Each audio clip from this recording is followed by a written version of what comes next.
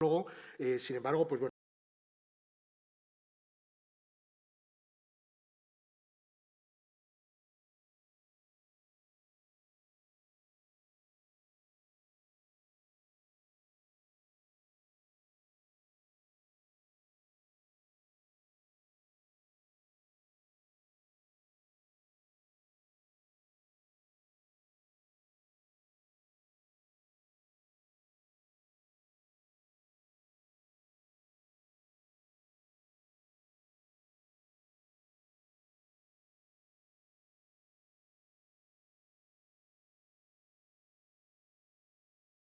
Los cirujanos plásticos tenemos mucha relación con la traumatología, como iremos viendo en las clases de hoy.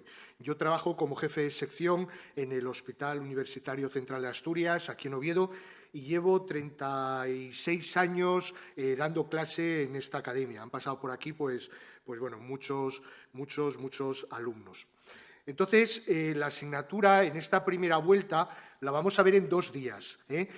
Como veis en el libro, está dividida en 6 capítulos, no todos de la misma importancia, y hoy vamos a ver los 3 primeros, que son las generalidades, los traumatismos del miembro superior y los traumatismos del miembro inferior.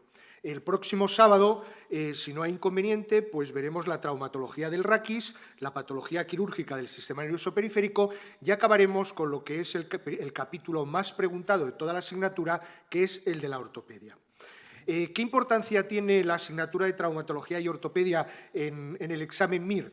Bueno, pues en la actualidad su importancia es pareja a cualquier asignatura de medicina interna, ¿no? Si dejamos un poco de lado digestivo, que suele ser la asignatura que más se pregunta, tanto desde el punto de vista médico como quirúrgico, la traumatología está al mismo nivel que la cardiología, la neumología, la neurología, etc. Es, por lo tanto, una asignatura importante que vamos a ver en menos días de lo que se da habitualmente las clases de medicina interna, ¿vale?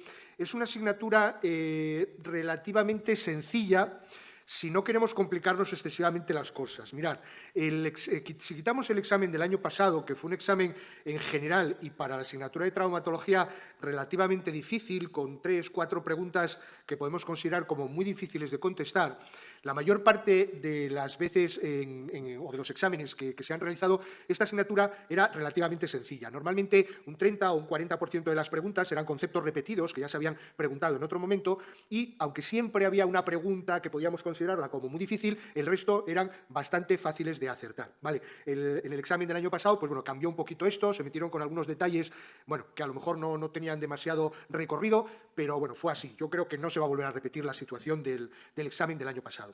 Bien, fijaros que los capítulos no tienen todos la misma importancia, ¿no? Históricamente, el capítulo que más importancia tiene es el de la ortopedia, ¿no? Y así continúa siendo en los últimos exámenes. El segundo capítulo en importancia es el tema de las generalidades, ¿vale? Y luego, tanto la traumatología del miembro superior como la traumatología del miembro inferior, históricamente tienen una importancia pareja. Sin embargo, en los últimos exámenes se está viendo un cambio de situación, de tal forma que hay muy pocas preguntas de traumatología, menos de las que había hace unos años, y más del miembro inferior que del miembro superior. La asignatura de los traumatismos del raquis es la menos rentable de todas, es decir, que si tenemos que saltarnos un tema porque no nos da tiempo, ese es el que nos tenemos que saltar, porque puede haber una pregunta o habitualmente ninguna. El año pasado no se hizo ninguna pregunta sobre los traumatismos del raquis. Y por último, la patología quirúrgica del sistema nervioso periférico, que tiene pues, algunos aspectos en común con otras asignaturas, como puede ser la neurología, es un capítulo bastante preguntado. Cuando lleguemos el sábado que viene a él, pues bueno, os daré algunas pautas de por dónde pueden ir las preguntas en este sentido. Bueno, entonces ya sin mucho más preámbulo, vamos a empezar con el tema de las generalidades. Bien, como esta es una primera aproximación a la asignatura, mi objetivo o mis objetivos son varios, ¿no? En primer lugar, ver aquellos conceptos que se repiten y se repiten y se repiten en nuestro examen MIR, ¿no? De tal forma que esos conceptos los tengamos claro y que sean preguntas que evidentemente no podemos fallar, ¿de acuerdo? En segundo lugar, me interesa que nos quedemos más que con unos conocimientos, que los iremos adquiriendo a lo largo del curso, que nos quedemos con algunas pautas que son comunes a muchos temas y que nos van a permitir responder muchas preguntas de examen, ¿vale? Pequeños trucos, pequeñas orientaciones de las preguntas, algunos conceptos por dónde pueden ir las preguntas, etcétera, etcétera. Estos son un poquito mis objetivos. Entonces, en esta primera vuelta no vamos a dar todos los apartados de la asignatura, solo nos vamos a centrar en algunos, digamos, a manera de introducción a la asignatura. Bien, aquí tenemos los subapartados del tema de las generalidades y fijaros que no todos tienen la misma importancia. Cabe destacar el número de preguntas sobre los síndromes compartimentales. Fijaros, es un subcapítulo muy cortito, ¿no? y que recoge muchísimas preguntas, porque prácticamente lo han preguntado todos sobre los síndromes compartimentales, ¿vale? Otro capítulo muy importante, y que todos los años os va a caer alguna pregunta, es el de los politraumatismos. Aquí lo damos un poquito por alto desde el punto de vista de cómo lo ve un traumatólogo, ya que este apartado lo vais a ver también en el intensivo en la asignatura de urgencias, con muchísimo más detalle, ¿vale?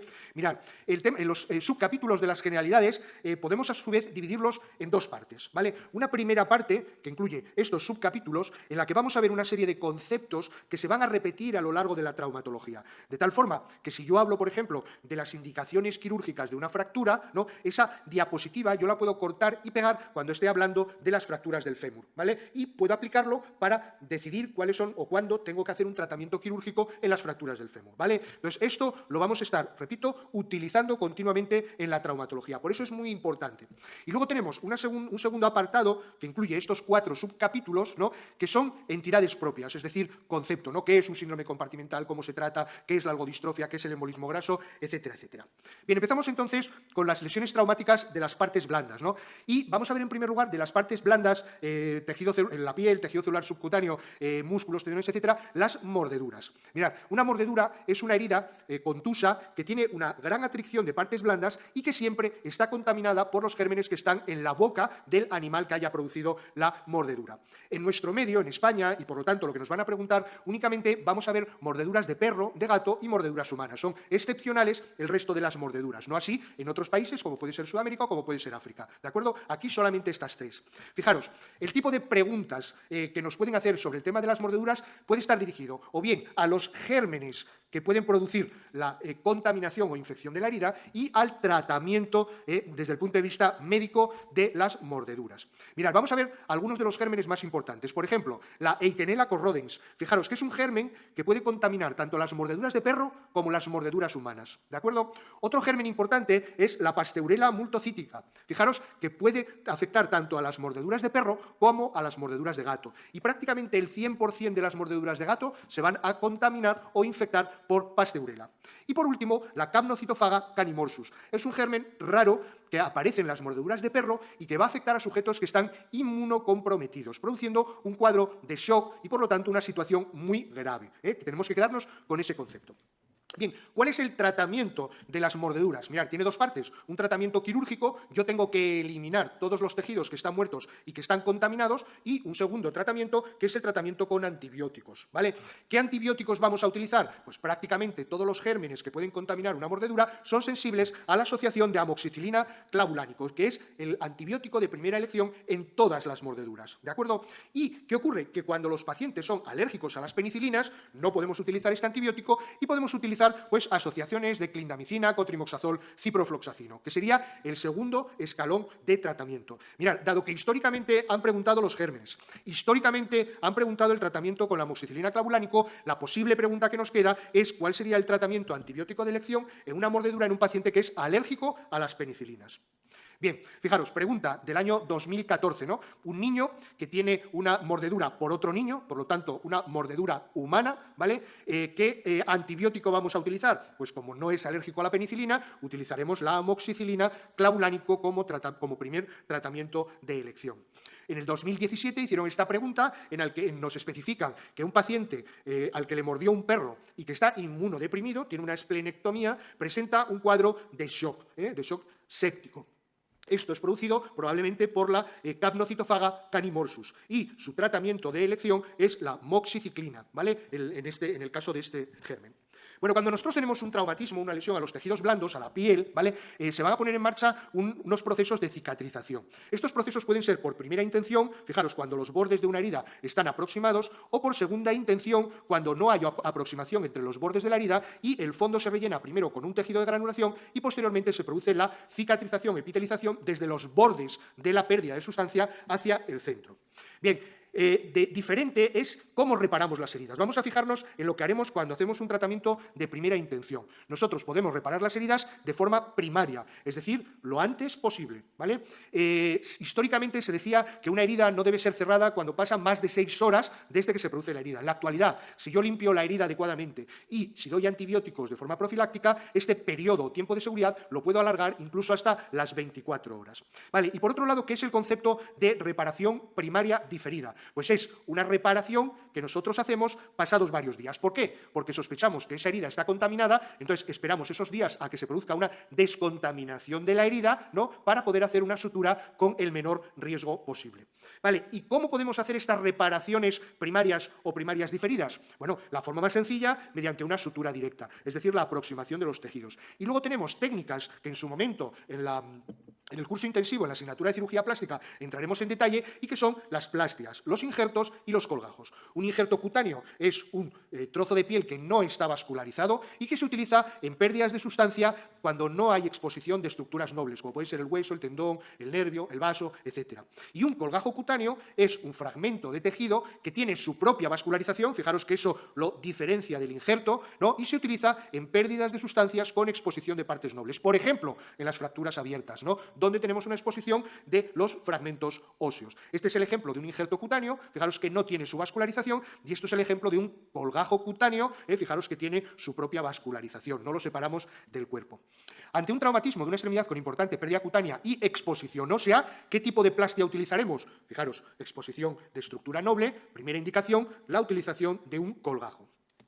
Bien, el segundo apartado es el correspondiente a las lesiones de músculos y tendones. Mirad, vamos a ver, por un lado, una clínica que es común a todos los traumatismos de las estructuras musculotendinosas, que son un dolor brusco en el momento en que se produce la rotura, que es lo que llamamos el signo de la pedrada, un hachazo, que es un defecto entre los dos segmentos de la unidad musculotendinosa que está rota, y, en tercer lugar, una impotencia funcional. Y es esta impotencia funcional la que va a variar en función de la unidad musculotendinosa que tengamos rota, ¿no? Bien, hasta el momento nos han preguntado el aparato extensor de la rodilla, los tendones de la mano, el bíceps braquial y el manguito de los rotadores. Y en la traumatología específica, pues en su momento los veremos con más detalle, pero podemos quedarnos con algunos conceptos iniciales. El caso del manguito de los rotadores, sabéis que es una estructura que está en el hombro y que está formado por los tendones de los músculos que se insertan en el troquín, como es el supraespinoso, el infraespinoso y el redondo menor, y el músculo que se injerta en el troquíter, que es el subescapular.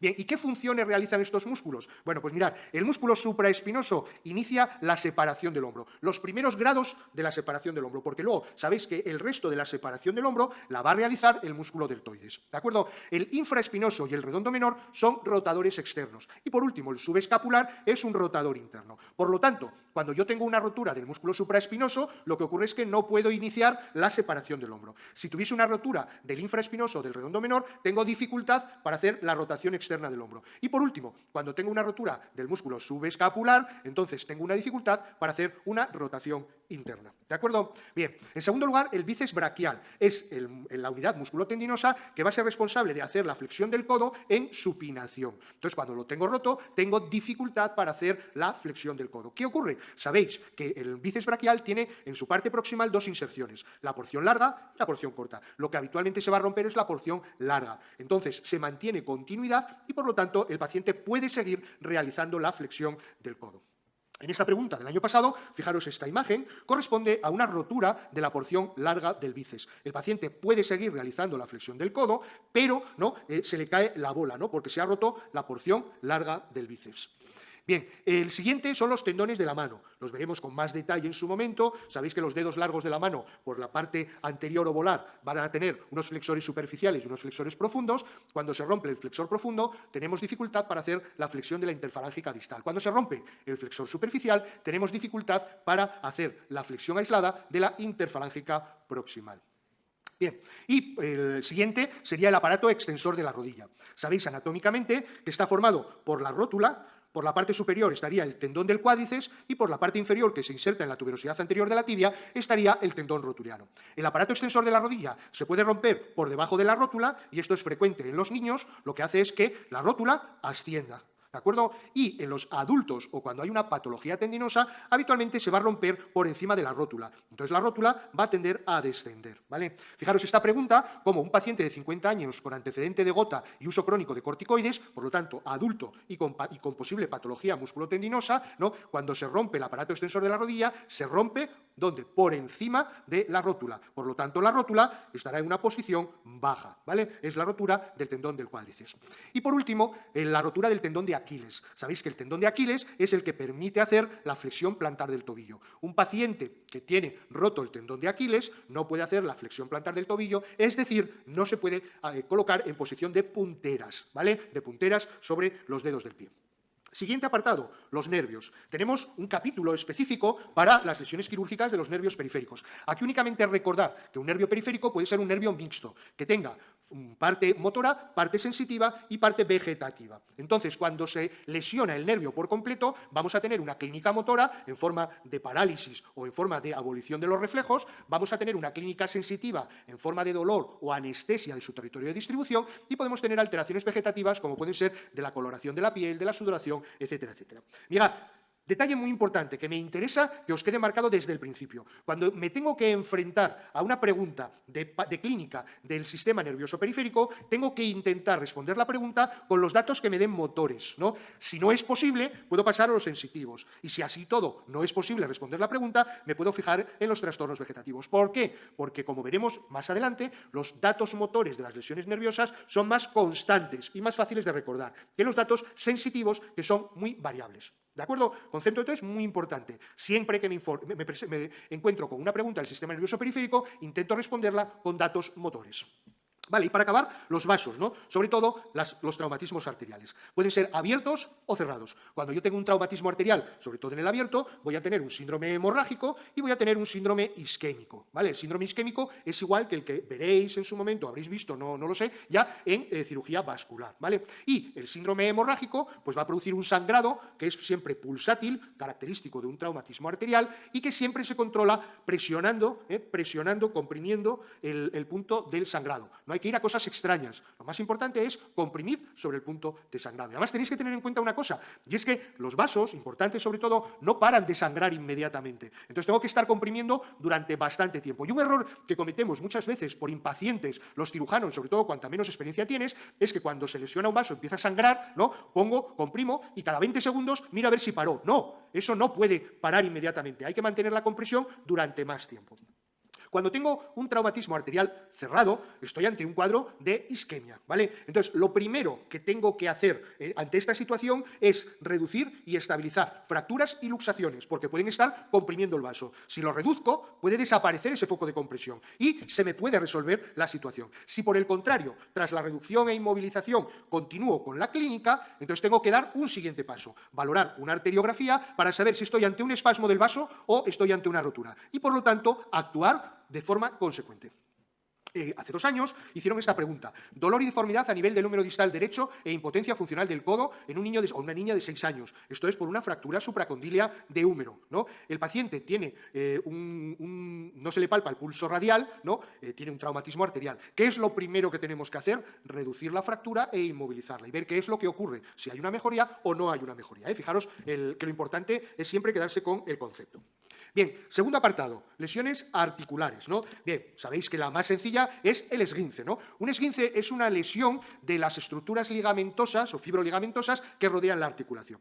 Podemos tener distintos grados de esguince, da igual cómo los llamemos, tenemos que entender el concepto. Podemos tener desde un esguince leve, ¿no? En la que solo tenemos una rotura parcial de los ligamentos, podemos tener un esguince más grave, moderado, o podemos tener un esguince grave, cuando están rotos los ligamentos, ¿vale? Y esto, clínicamente, ¿cómo puedo determinarlo yo? Fijaros, todos los esguinces del organismo, ¿no? Van a tener una cronología clínica del dolor. En el momento en que se produce el traumatismo, aparece un dolor importante, que luego desaparece para, al cabo de un rato, volver a aparecer y mantenerse constante. Esto es común a todos los esguinces del organismo. Vale, siempre que tengo un esguince de cualquier parte del organismo, lo siguiente que hago es un test de estrés, que consiste en intentar poner en tensión el ligamento que estoy explorando. Si al poner en tensión ese ligamento yo solo tengo dolor, indica que estoy en la situación en que hay una rotura parcial, ¿vale? Si por el contrario, además del dolor, dolor me aparece un bostezo, quiere decir que estoy ante la situación de una rotura completa del ligamento. Y eso permite clínicamente diferenciar la gravedad de un esguince, ¿vale? Concepto que podemos aplicar, repito, a todos los esguinces del organismo. Fijaros esta pregunta, que se repitió en otra ocasión. El dolor típico del esguince pues es brusco al principio, para luego desaparecer, para reaparecer y hacerse constante. Repito, es común a todos los esguinces. O esta otra pregunta en la que nos dice que un esguince externo del tobillo, ¿cuál sería la técnica exploratoria más adecuada de las que se relacionan para evaluar la gravedad del cuadro? Pues es un test de estrés, ¿vale? El test de estrés, pongo en tensión el ligamento, si solo hay dolor es un esguince leve, si además de dolor hay un bostezo es un esguince grave. Esto podemos hacerlo con anestesia, porque si no, el paciente con el dolor no nos permitiría realizar la exploración, y podemos hacerlo de forma clínica o debajo de un aparato de rayos. Fijaros que son simplemente detalles del concepto principal.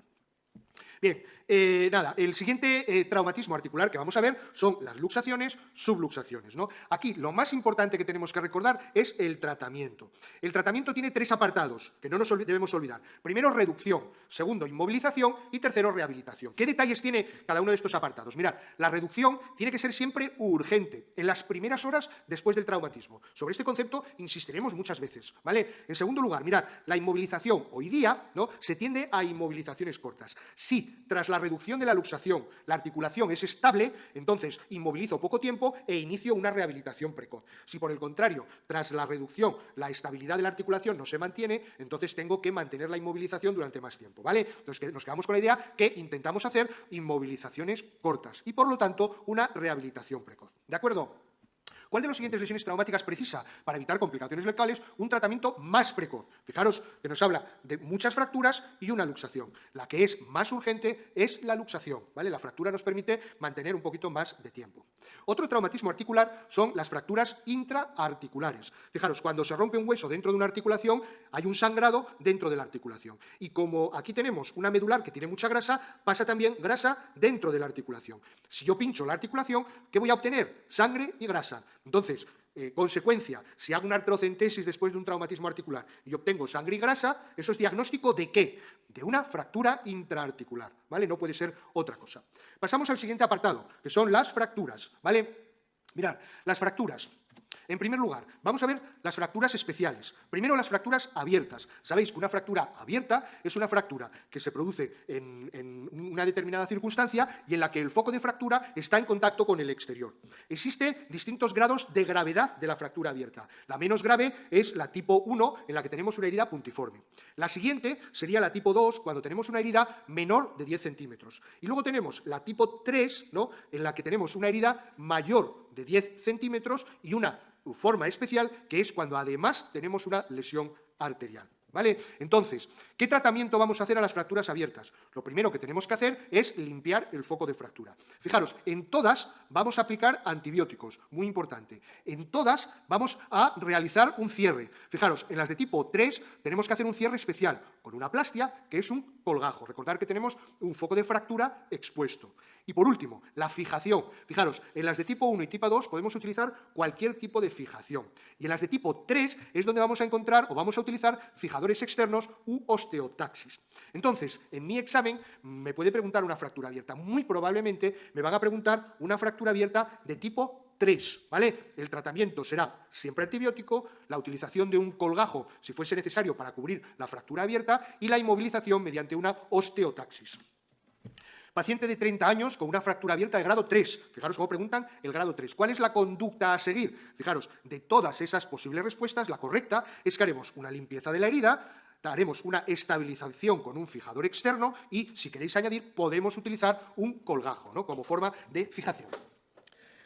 Bien, seguimos. Otro tipo de fractura especial son las fracturas patológicas. Una fractura patológica es la que se produce sobre un hueso enfermo por un traumatismo pequeño, ¿vale? Eso es su principal característica. La principal causa que me van a preguntar en el examen, porque recordad, y no perdáis nunca de vista este concepto, es que en este curso no estamos para aprender medicina, estamos para intentar responder el mayor número de preguntas de examen. Entonces, dejaros de pensar que si la causa más frecuente de la fractura patológica en el niño es esta o la otra, la que os van a preguntar es la osteogénesis imperfecta. Es una displasia que se caracteriza clínicamente por escleras azules, por fracturas patológicas múltiples y por una sordera. Han preguntado hasta el momento las escleras azules, han preguntado las fracturas múltiples y lo que no han preguntado hasta el momento es la tercera característica, que es la sordera, ¿vale? ¿Cuáles son las causas más habituales de fractura patológica en el adulto? La más frecuente, la osteoporosis, que aunque puede afectar a varios huesos, habitualmente se localiza a nivel vertebral. ¿De acuerdo? Otra causa de fractura patológica en el adulto es la osteomielitis. Y por último, la tercera causa más frecuente son las metástasis. ¿De acuerdo? En principio, tenemos que entender que prácticamente cualquier patología del hueso va a favorecer la aparición de una fractura patológica. Una mujer de 81 años que utiliza corticoides tiene un dolor agudo intenso en la región dorsolumbar después de caer en casa desde una silla. ¿Cuál de las siguientes es la actitud más recomendable a seguir? Fijaros, probablemente por la edad, ¿vale? Y por el uso de corticoides, la paciente tiene una fractura patológica tras una caída menor, ¿vale? Estamos ante una fractura vertebral patológica. ¿Cuál es la actitud más correcta? Pues señalar de forma urgente, solicitar de forma urgente una radiografía de columna lumbar y dorsal para diagnosticarla y pautar un tratamiento analgésico para el dolor, ¿vale? Es lo más acertado. Bien, vamos a ver el concepto de epifisiolisis. Es un concepto que aparece en fracturas en los niños. ¿Por qué? Porque va a afectar al cartílago de crecimiento. ¿De acuerdo? Existe una clasificación, que es la clasificación de Salter y Harris, que es la que me pueden preguntar, ¿vale? Aunque haya otras clasificaciones, que divide en 5 grados, que van, como siempre, de menor a mayor gravedad, ¿vale? El tipo 1 es una fractura que pasa por el cartílago de crecimiento. El tipo 2 tiene una prolongación que va hacia la diáfisis. Fijaros, el tipo 3 tiene una prolongación que va hacia la epífisis. El tipo 4 tiene una prolongación que va hacia la diáfisis y va hacia la epífisis. Y por último, el tipo 5, que es la destrucción completa del cartílago de crecimiento. ¿Vale? Así todo, la epifisiolisis más frecuente es la de tipo 2. Es muy fácil de recordar. Fijaros, 2, ¿no?, va hacia la diáfisis. ¿De acuerdo? Entonces, con eso tenemos el diagnóstico adecuado. Lo han preguntado en varias ocasiones y su localización más frecuente, como veis aquí, es la metáfisis distal del radio. Un niño de 7 años que presenta una deformidad en dorso de tenedor de la muñeca en potencia funcional, ¿eso a qué me recuerda? A una fractura de coles, ¿vale? Eso en el adulto. En el niño el equivalente será una epifisiolisis distal del radio. Es una epifisiolisis de tipo 2 y es la más frecuente.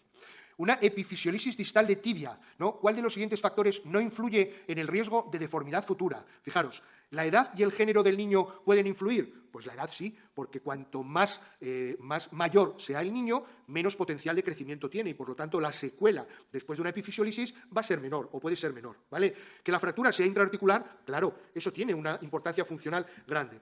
¿El tipo de la clasificación de Salter y Harris? Por supuesto, fijaros en el detalle, el tipo 5 es más grave que el tipo 1, ¿vale? Y lo que no tiene importancia desde el punto de vista de una deformidad futura es la actividad deportiva. Bien, ¿cuál es el tratamiento de las fracturas? Tiene 3 apartados, que es reducción, inmovilización y rehabilitación. La reducción más frecuente va a ser la reducción ortopédica, ¿no? Pero puede haber reducciones quirúrgicas o por mecanismos de tracción. Bien, la inmovilización, la más frecuente va a ser la inmovilización con un yeso. No nos la van a preguntar habitualmente, ¿no? Bien, nos van a preguntar tipos de osteosíntesis, ¿vale? Y luego recordar el concepto de osteotaxis, que cuando lo utilizábamos en los fijadores externos, en las fracturas abiertas. Bien, fijaros. Las osteosíntesis las vamos a dividir en osteosíntesis dinámicas porque permiten micromovimientos en el foco de fractura y osteosíntesis rígidas que no permiten micromovimientos en el foco de fractura. Dentro de las dinámicas tenemos las agujas de Kirchner y los enclavados endomedulares. ¿Cuándo voy a utilizar unas agujas de Kirchner? Fijaros, en las fracturas supracondilias de húmero en los niños y en la mano. ¿Vale? Importante. ¿Cuándo voy a utilizar un enclavado endomedular? Diáfisis del húmero, diáfisis del fémur y diáfisis de la tibia. ¿De acuerdo? Vale, ¿cuándo utilizo las rígidas? Mira, las rígidas son o las placas y tornillos o los tornillos, ¿vale? ¿Cuándo utilizo tornillos? Fijaros, hombre, cuando tengo un arrancamiento, muy importante, porque lo que hago es coloco un tornillo para volver a reinsertar el músculo que teníamos ahí, y en las fracturas intraarticulares, ¿de acuerdo? ¿Cuándo utilizaremos placas y tornillos? Tenemos que quedarnos con 2 situaciones. Una, en las fracturas metafisarias de cualquier parte, y 2, en las fracturas diafisarias de cúbito y radio, ¿vale? Esta diapositiva es muy importante porque la puedo llevar en cualquier momento a cualquier traumatismo tanto del miembro superior como del miembro inferior y puedo tener cuál es el tratamiento. Fijaros, esta fractura de la diáfisis de la tibia, según nuestro cuadro anterior, ¿cómo lo trataríamos? Con un enclavado intramedular encerrojado proximal y distal, ¿no? Con un clavo intramedular, como hemos visto en la anterior.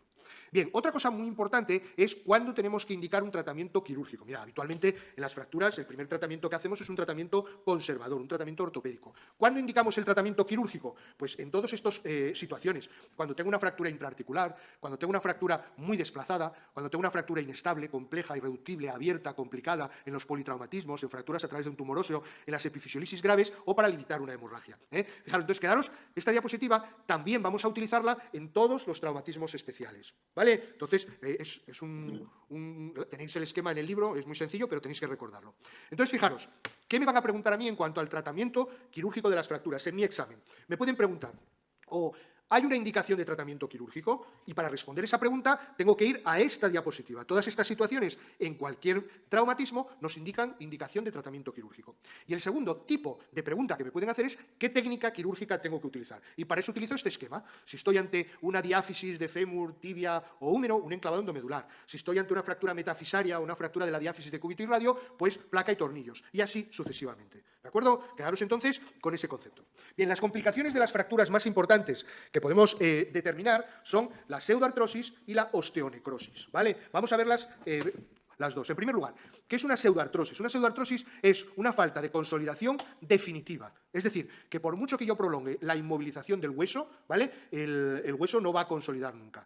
Se considera que para que haya una pseudoartrosis tiene que haber pasado por lo menos 3 meses desde el momento del traumatismo. Mirad, la pseudoartrosis es una complicación habitual de las fracturas diafisarias, de cúbito, de radio, de fémur, de tibia, etcétera, etcétera. ¿Vale? Suelen ser asintomáticas, pero pueden producir dolor o movimiento patológico. ¿De acuerdo? El diagnóstico, aunque la primera prueba que utilizamos es la radiografía simple, sin embargo, la prueba más importante, ¿no?, a la hora de establecer el diagnóstico es un TAC. ¿Vale? El tratamiento de una pseudoartrosis tiene 3 apartados, que son, en primer lugar, refracturar el foco. En segundo lugar, comprimir el foco. Y, en tercer lugar, aportar tejido óseo sano. Esos son los 3 apartados del gold estándar del tratamiento de una pseudoartrosis. Bien, la osteonecrosis es la necrosis de un fragmento de un hueso y suele aparecer, como veis ahí, en los traumatismos alrededor de las articulaciones, es decir, tanto en las luxaciones como en las fracturas de los extremos de los huesos. ¿De acuerdo?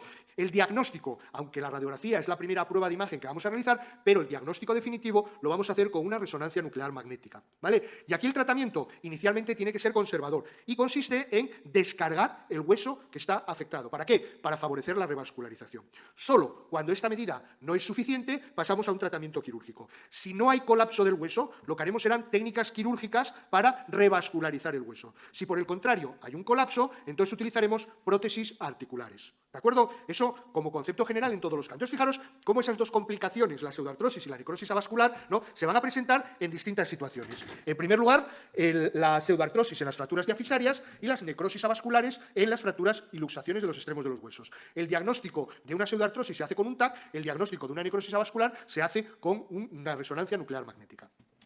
Bien, el siguiente apartado son los politraumatismos. Bueno, sabéis que hay una forma de recordar cuáles son el timing, el tiempo, cómo tenemos que tratar los politraumatismos. Y es el sistema A, B, C, D, E. Bueno, sabéis que este sistema en la actualidad se complementa con una C por delante, ¿no? A significa mantener la vía aérea, lo vamos a ver ahora, B la respiración, C la circulación, D el estado neurológico, E el resto de los problemas. ¿Y qué es esta C inicial? Bueno, porque se ha visto que lo primero que hay que hacer es parar las grandes hemorragias, porque si no, de nada sirve tener una vía aérea libre, ¿de acuerdo? Entonces esa C se refiere al control de las grandes hemorragias.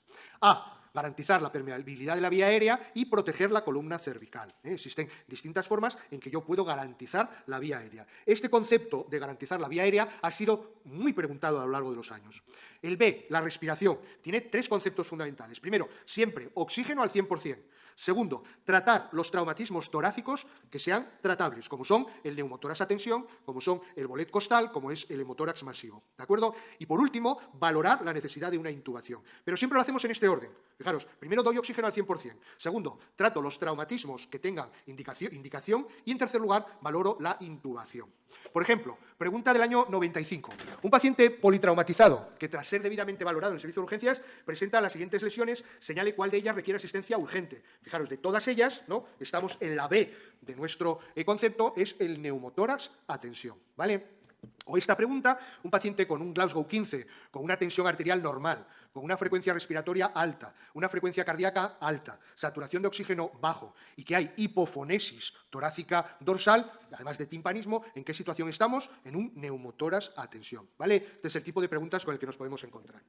Tercer apartado, la circulación. Evidentemente, ya hemos puesto en marcha las maniobras de reanimación cardiopulmonar, hemos parado las grandes hemorragias y aquí lo que hacemos es el tratamiento primario o inicial del shock, sobre todo del shock hipovolémico, y como veremos luego es el más importante. Para ello utilizaremos siempre dos vías venosas, ¿no? Haremos una rehidratación importante para mantener la función renal en valores que podemos considerar como casi normales.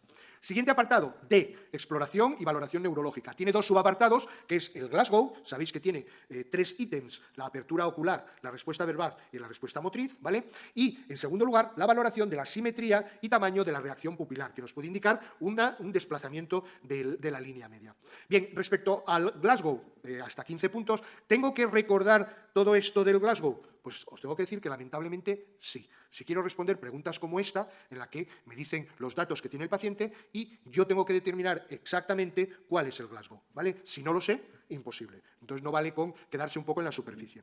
Y por último, E, que consiste en desvestir al paciente y prevenir la hipotermia.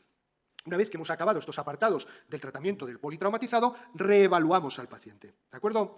Bien, y pasamos a lo que llamamos tratamiento secundario, un tratamiento ya hospitalario. El otro puede iniciarse fuera del hospital. En primer lugar, evaluación abdominal, ¿no? ¿Qué es lo que estamos evaluando? La posibilidad de un sangrado intraabdominal. Si el paciente está estable hemodinámicamente, lo que haremos será un eco estándar en sala de rayos o un body tag. ¿De acuerdo? Si por el contrario, y esto es lo importante porque es lo que me van a preguntar, el paciente está inestable hemodinámicamente, tengo que hacer una técnica eco-fast, ¿no? A pie de cama, porque no puedo llevar al paciente a la sala de rayos. Esta pregunta del último examen MIR, fijaros, un paciente inestable, que tiene una frecuencia respiratoria alta, tiene una saturación de oxígeno dentro de lo normal, está taquicárdico e hipotenso. Entonces estamos ante una situación de un shock hipovolémico. Como está inestable, ¿qué haremos? Un eco-fast. No podemos llevar al paciente a la sala de rayos. Bien, siguiente evaluación, el shock medular. Tiene dos características. El paciente va a tener una paraplegia, una parálisis flácida e hiporrefléxica, ¿vale? Y el paciente va a tener una hipotensión con bradicardia. Esas dos características definen el shock medular. Sabéis que cuando yo tengo un traumatismo medular, aunque a medio o largo plazo el paciente va a tener una parálisis espástica e hiperrefléxica, durante las primeras horas puede tener una parálisis flácida e hiporrefléxica. Esto ocurre en la fase de shock medular. Bien, ¿qué pruebas de imagen tengo que pedir a un paciente politraumatizado? Mira, si el paciente está estable, lo llevo a la sala de rayos y le hago un TAC de cuerpo completo. Si el paciente está inestable y no puedo hacer un TAC de cuerpo completo, al menos tengo que tener una radiografía lateral de cervical, tengo que tener una radiografía anteroposterior de tórax y tengo que tener una radiografía anteroposterior de pelvis, ¿no? Son las tres imágenes radiológicas mínimas. Siguiente apartado, los sondajes, ¿no? El paciente hay que hacerle un sondaje vesical para controlar la diuresis, excepto cuando yo sospecho que puede tener una rotura de vía urinaria, ¿no? Porque tenga hematuria franca o uretrorragia, sería mejor decirlo, porque tenga un hematoma en la zona, porque tenga una fractura de pelvis. En ese caso, cuidado con el sondaje vesical. Y en segundo lugar, el sondaje nasofaríngeo, ¿no? Que es para retirar los residuos que pueden haber quedado en el estómago. Entonces, ¿cuándo no puedo utilizar una sonda nasogástrica? Cuando sospecho una fractura de la base de cráneo. El paciente tiene un hematoma en anteojos, tiene salida de líquido cefalorraquídeo por las fosas nasales, tiene un traumatismo claramente que nos hace sospechar esa situación. Y por último, y esta es la más importante, es la valoración quirúrgica del paciente. El paciente debe someterse a una intervención quirúrgica urgente cuando se presente alguna de las siguientes circunstancias, y siempre en el mismo orden. Lo primero que tengo que atender son las hemorragias intraabdominales de los pedículos y de las vísceras macizas, como son el hígado, el bazo, los riñones, etcétera, etcétera. En segundo lugar, el traumatismo craneal con hematoma extradural, que nos puede producir un enclavado, ¿no?, del paciente. Y se suele diagnosticar por una asimetría pupilar. Recordar que era de la fase D de nuestra valoración primaria.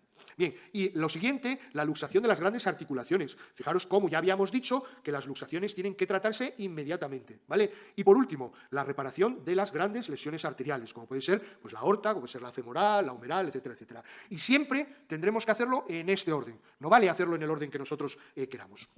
Siguiente apartado, el shock traumático. Sabéis que el shock traumático es un shock mixto, que puede ser cardiogénico, que puede ser hipovolémico y que puede ser neurogénico. El shock traumático más frecuente va a ser el hipovolémico, generalmente por sangrado. ¿De acuerdo? Bien, el shock hipovolémico, que suele ser por sangrado, se caracteriza siempre por taquicardia. Es decir, traumatismo, paciente con tensión baja y taquicardia, tengo que pensar en una hipovolemia.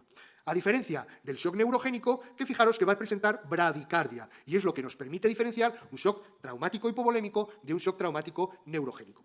Por ejemplo, esta pregunta, fijaros, un paciente politraumatizado inicia un cuadro de frialdad, sudoración, palidez e hipotensión. ¿Eso que define? Un shock, ¿de acuerdo? El paciente tiene taquicardia, shock hipovolémico, ¿no? El tratamiento, reposición de la volemia. Esta pregunta, fijaros, paciente, tensión arterial baja, frecuencia cardíaca baja, estamos ante un shock que es bradicárdico, por lo tanto, un shock neurogénico. Fijaros entonces cómo la taquicardia y la bradicardia nos va a diferenciar el shock hipovolémico del shock neurogénico. Bueno, ante un paciente con un shock voy a tomar una serie de constantes, ¿no?, que tenemos ahí, que bueno, nos lo vamos a saltar, y con esas constantes nosotros vamos a determinar el tipo o la gravedad del shock, ¿de acuerdo? Hay 4 grados de shock con una serie de ítems, ¿no? ¿Tengo que recordar este cuadro para responder las preguntas? Hombre, si me ponéis, me ajustáis, sí, hay que saberlo. Pero hay un truco para... Si no me acuerdo, me puedo saltar. Y es que fijaros que en el shock de tipo 1 hay muchos unos, ¿vale? En el shock del tipo 2 hay muchos doses, en el del tipo 3 hay muchos treses y en el del tipo 4 hay muchos cuatros. Entonces, bueno, pues en un momento determinado puedo orientar la pregunta. Fijaros en ese concepto. ¿Cuál es el tratamiento del shock? Pues el tratamiento del shock consiste en meter líquidos en cantidades más o menos importantes.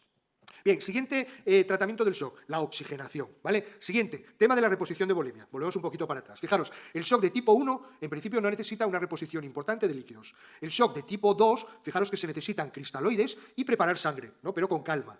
El tipo 3, fijaros, hay que hacer una transfusión, ¿no?, lo antes posible y dar ácido tranexámico, que reduce el riesgo de sangrado. Y por último, en el grado 4 nos vamos a la transfusión inmediata sin tipaje, porque el paciente se muere en cuestión de muy poco tiempo. Esta pregunta del 2019, fijaros que es en la pregunta nos definen una situación de tipo 2, ¿vale? El paciente ha perdido entre un 15 y un 30% de la volemia, es decir, un 2, un 20, que sería la parte media si queréis utilizar un poquito ese truquillo. Bien, otra pregunta. Fijaros, una paciente con hipotensión, con una taquicardia, shock hipovolémico, tiene una frecuencia respiratoria de 28 y una saturación de oxígeno de 92. Se infunden líquidos, durante el traslado al hospital los signos vitales mejoran, ¿vale?, con el aporte de líquidos. Sin embargo, después se deterioran a su llegada al hospital. Estamos ante una situación que se ha agravado y, por lo tanto, que necesita una transfusión de tipo específica, es decir, con tipaje. ¿De acuerdo? Vale. ¿Qué es el concepto de cirugía de control de daños? Mirad, cuando nosotros estamos ante un paciente que está muy grave, que lo tenemos en una unidad de cuidados intensivos, hay que moverlo y hay que ser, entre comillas, lo menos agresivo con él, porque cualquier movimiento excesivo, llevarlo de la UCI a un quirófano, someterlo a una intervención, puede empeorar la situación del paciente. Entonces, siempre, durante las primeras 24 horas, lo que tenemos que plantearnos son esas situaciones de cirugía urgente que hemos visto antes, ¿vale? La hemorragia abdominal, el traumatismo cráneoencefálico, la luxación de gran articulación y las reparaciones vasculares de vasos importantes. Fijaros, durante los siguientes días tenemos que evitar ir a quirófano y ya a partir del cuarto, quinto o a partir de la semana podemos hacer tratamientos definitivos de las lesiones. Eso es lo que llamamos la cirugía de control de daños. Bien, y por último, el tratamiento farmacológico con drogas vasoactivas, ¿no? Primer concepto muy importante que no tenemos que perder es que no se debe iniciar la administración de drogas vasoactivas si no hemos empezado a rehidratar al paciente, ¿no?, que es la primera medida que siempre tenemos que llevar. Bueno, luego utilizaremos dopamina, noradrenalina, bueno, eso sabéis vosotros incluso más que yo. Siguiente apartado, el embolismo graso. Mirad, el embolismo graso es un subcapítulo pequeño, ¿no?, que históricamente tiene 7 o 8 preguntas, no recuerdo ahora, o sea, son bastantes, pero prácticamente todos los años han preguntado lo mismo, excepto el año pasado, que vamos a ver ahora en qué han modificado la pregunta. Fijaros, un paciente con un embolismo graso, y esto es lo que se repite en todas las preguntas, es un paciente que tiene varias fracturas de huesos largos, que ha pasado un periodo de 48, 72 horas en el que el paciente no tenía clínica, ¿vale? Y aparecen 3 características, que son alteraciones de la función cognitiva, en segundo lugar, insuficiencia respiratoria, y en tercer lugar, la presencia de petequias, ¿vale? Entonces es el cuadro característico de un embolismo graso. Y así lo han preguntado durante muchas veces. Por ejemplo, fijaros, una fractura subtrocantérea de fémur, fractura de hueso largo, ¿vale?, con un cuadro de estupor, acompañado de disnea, y petequias, eso es diagnóstico de un embolismo graso, no tiene más cambio. El año pasado hicieron esta pregunta. Un paciente con una fractura de fémur a nivel diafisario, una fractura de hueso largo, ¿vale? Presenta un aumento de la disnea con una saturación baja, con 28 respiraciones por minuto, taquicardia, con fiebre y se encuentra algo obnubilado. Fijaros, tiene además anemia y trombocitopenia. Esto clínicamente nos recuerda a un embolismo graso, pero ¿con qué otra cosa tenemos que hacer el diagnóstico diferencial? Con un tromboembolismo pulmonar. En cualquier caso, para el diagnóstico definitivo de un tromboembolismo pulmonar o de un embolismo graso es hacer un angiotac, ¿no?, para determinar los defectos de perfusión torácica, ¿vale? Bien. Siguiente subapartado, la algodistrofia refleja. Mirad, la algodistrofia refleja, que a lo largo de la historia la hemos llamado de muchas formas, como es la enfermedad de Sudeck, el síndrome de Sudeck, la algodistrofia, la distrofia simpático-refleja, etcétera, etcétera. Bueno, pues en la actualidad se denomina síndrome de dolor regional complejo, ¿vale? Es la nueva forma de denominarlo. Existen dos tipos de síndrome de dolor regional complejo. El tipo 1, cuando no hay lesiones nerviosas, y el tipo 2, cuando sí hay lesiones nerviosas. ¿De acuerdo? Bien, generalmente se presenta en personas en edad media de la vida, suele tener un desencadenante que casi siempre es un traumatismo, ¿no? Y el paciente va a desarrollar de forma crónica pues, un edema, un dolor y una limitación de los movimientos articulares, que es lo que va a definir el cuadro clínico. Esta es la mano típica de un síndrome algodistrófico, de un síndrome de dolor regional complejo, dolor, rigidez y edema. Vamos a confirmarlo con dos pruebas, que son la radiografía simple, donde vemos una destrucción de los huesos, ¿vale? Una osteoporosis importante, o bien una gammagrafía, donde vemos un depósito del trazador gammagráfico importante, ¿vale? Fijaros, la gammografía nos va a permitir hacer un diagnóstico precoz y la radiografía un diagnóstico tardío, porque necesita mucho tiempo para que se establezca. Por último, ¿cuál es el tratamiento del síndrome de dolor regional complejo? Mirad, primero, eliminar la causa si la conocemos, ¿de acuerdo? En segundo lugar, analgesia, es un síndrome de dolor, no lo olvidemos, y en tercer lugar, rehabilitación. La analgesia la haremos con las técnicas de analgésica habituales, con los distintos escalones, ¿vale? Y luego, el resto de las medidas van a ser medidas complementarias, como son los antidepresivos tricíclicos, la gabapentina, la pregabalina, los bifosfonatos, las estimulaciones electromedulares o los bloqueos nerviosos. Fijaros, los bloqueos nerviosos son especialmente efectivos en el síndrome de dolor regional complejo de tipo 2, que es cuando hay una lesión nerviosa. ¿De acuerdo? Entonces, recordar, síndrome de dolor regional complejo, la clínica, dolor, rigidez y edema de bastante tiempo de evolución, el diagnóstico precoz y tardío y el tratamiento, fundamentalmente la primera parte, ¿no?, que es el tratamiento fundamental. ¿Cuál es la principal indicación de una simpatectomía cervical? Un síndrome de dolor regional complejo de tipo 2, que es lo que llamamos una causalgia, cuando hay lesión nerviosa. Bien, y el último apartado es el de los síndromes compartimentales. Ya decíamos al principio de la clase que los síndromes compartimentales son muy preguntados, ¿vale? Existen muchos síndromes compartimentales, pero los que nos van a preguntar habitualmente van a ser el síndrome compartimental de la pierna, que es el más frecuente, y el síndrome compartimental del antebrazo, que es lo que llamamos síndrome de Volman. Es incorrecto hablar de un Volman en el miembro inferior. El Volman es del miembro superior, ¿vale? Nunca del miembro inferior.